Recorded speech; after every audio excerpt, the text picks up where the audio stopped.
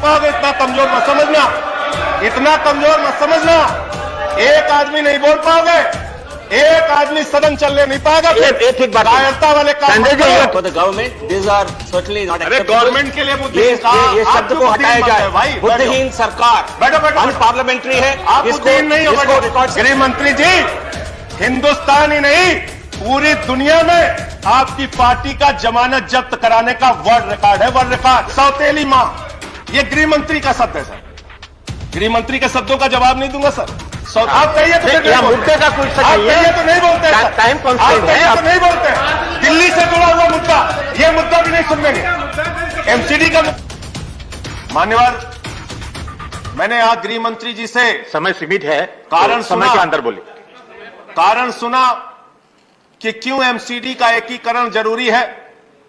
उन्होंने उसके तमाम फायदे गिनाए, लेकिन इसके साथ साथ यह सरकार यह कहना चाहती है मान्यवर कि यह हिंदुस्तान की सबसे बुद्धिहीन सरकार है।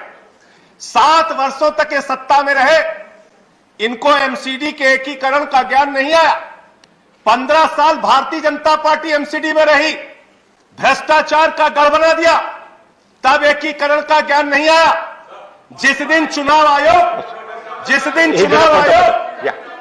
चुनाव आयोग ने घोषणा की, चुनाव की तारीखों की घोषणा के लिए, जिस दिन चुनाव आयोग ने चुनाव की घोषणा, I have allowed a point of order. Under what rule?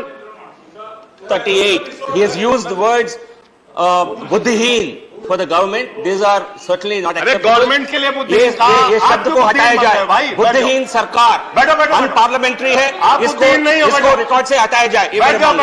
If anything unparliamentary, it will be expunged from the record. Please.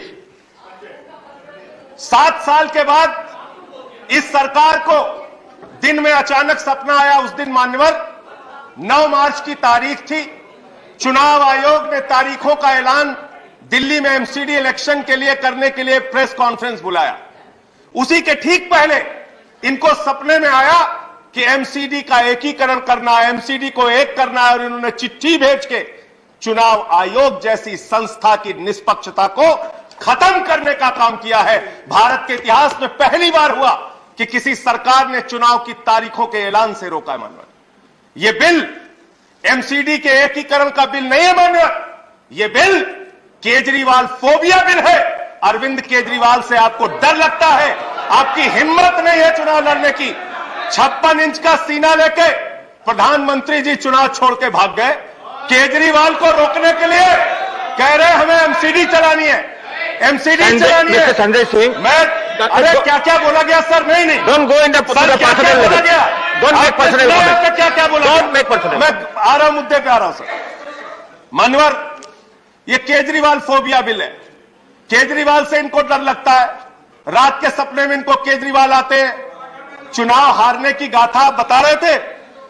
गृह मंत्री जी बहुत ध्यान से सुनिएगा, और मैं ऐसा मानता हूं कि वो लोग राजनीति में कायर होते हैं जिनके अंदर सच सुनने का साहस नहीं होता। आपने बहुत अच्छा किया बताया, उत्तर प्रदेश में हमारी जमानतें जब्त हुई। बहुत अच्छा किया बताया आपने कि गोवा में हमारी जमानत जब्त हुई, उत्तराखंड में हुई। मैं सोच रहा था 51 से निकालूंगा तो आप ज्यादा शर्मिंदा हो जाएंगे, लेकिन मैंने कहा बात से ही शुरू करते हैं। शुरू कर रहे हो सर। ये 80 में चुनाव में लड़े, तमिलनाडु में 0 सीट आई। 84 में लड़े, 0 सीट आई। 89 में लड़े, 0 सीट आई। 91 में लड़े, 0 सीट आई। 96 में लड़े, 1 सीट आई। 2001 में लड़े, 4 सीट आई। 2006 में लड़े, 0 आई। फिर 2011 में लड़े, 0 आई। 2016 में लड़े, 0 आई। 41 साल, 42 साल to do with the bill. आप बिल पे कितना बोला इन लोगों ने? यहां पे जमानत जब्त की कहानी सुना के बंद करूंगा। साहस रखिए, साहस रखिए। केरल में 82 में 0, 87 में 0, 91 में 0, 96 में 0, 2001 में 0, 2006 में 0, 2011 में 0, 2016 में 0। आपका टाइम खत्म हो चुका है। आपका टाइम इतना ही है और आपका टाइम खत्म हो चुका है। ये गलत, फिर भी आप बोले रहे हैं गलत तरीका है। और एक ही बात को दिल्ली का बिल है, दिल्ली के बिल पे रिपीट ना करें, दिल्ली के बिल पे बोलिए। यहां ये बताया गया कितने सीटों पे जमानतें जब्त हुई। सर उत्तर प्रदेश सुन लीजिए। सर उत्तर प्रदेश सुन लीजिए। 2012 में 10 साल पहले तो बिल है बाकी तो दो उत्तर प्रदेश पे दिल्ली के लिए आप दिल्ली का बोलिए। गृह मंत्री जी, हिंदुस्तान ही नहीं पूरी दुनिया में आपकी पार्टी का जमानत जब्त कराने का वर्ल्ड रिकॉर्ड है, वर्ल्ड रिकॉर्ड। इतिहास पलटिए और जानिए।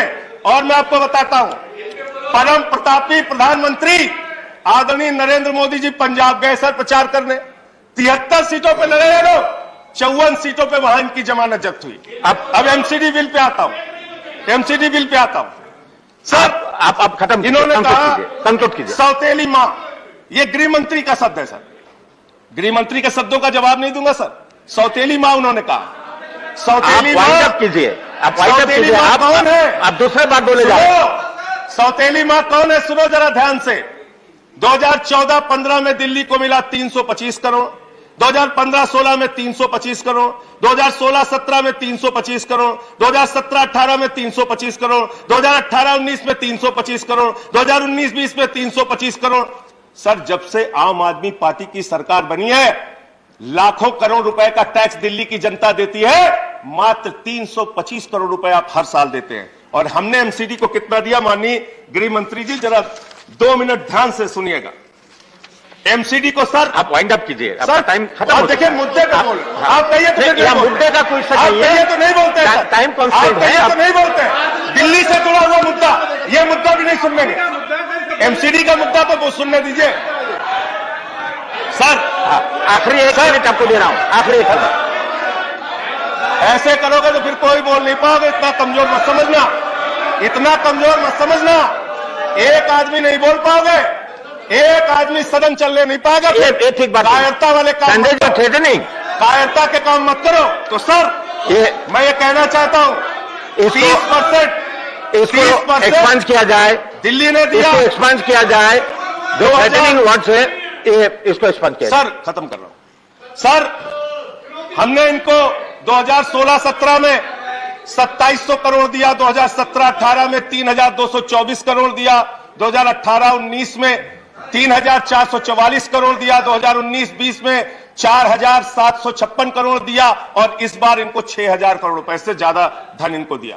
Thank you, thank you. अरे सर अब हो गया, अब हो गया। ऐसे नहीं खत्म अभी नहीं, ऐसा नहीं है। कंक्लूड करो सर।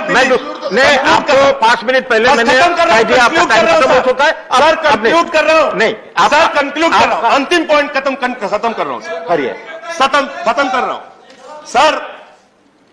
मैं सिर्फ इतना कहना चाहता हूं कि अगर आपको चुनाव नहीं लड़ना है, चुनाव से भागना है, तो इस बिल का नाम मैं फिर आपको सजेस्ट कर रहा हूं, केजरीवाल फोबिया बिल रख दीजिए। और अंत में एक लाइन खत्म करूंगा सर, खत्म कर रहा हूं। श्री राम जी, ये बिल आपके खत्म कर रहा हूं सर, खत्म कर रहा हूं बिल्कुल। ये बिल खत्म हो चुका है, आपके कायरता की कहानी लिखेगा। ये बिल आपके भगोड़ेपन की कहानी लिखेगा। ये बिल आपके संविधान को कुचलने की कहानी लिखेगा। ये बिल आपके द्वारा चुनाव आयोग को